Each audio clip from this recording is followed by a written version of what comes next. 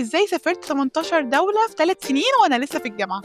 هنا أنا هاكلمكم عن الجزء التكنيكال وهي الشنجن فيزا.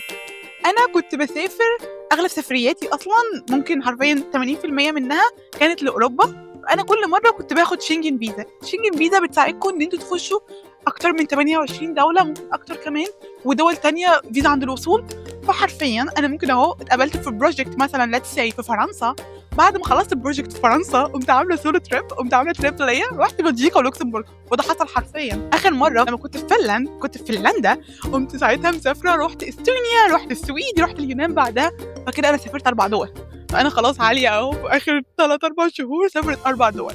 فده الجزء التكنيكال وده اللي أنا باقوله على طول. أنا مش بس هنا باكلمكم أو إن أنا مش بس باحب المنح أو باحب الprograms، لأ أنا باحب السفر وباحب فعلًا أسافر لوحدي وباحب أسافر مع ناس وباحب أستكشف، يعني تعالي explores.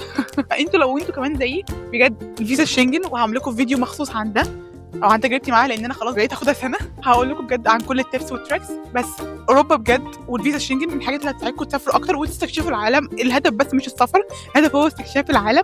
على عكس مثلًا لما رُحت جنوب أفريقيا، أنا انبسطت جدًا في جنوب أفريقيا، بس أنا ساعتها رُحت جنوب أفريقيا بس لأن أنا كان معايا فيزا جنوب أفريقيا. لكن مثلًا لما دلوقتي معايا فيزا الشنجن، معايا فيزا فنلندا، I can go anywhere in Europe right now.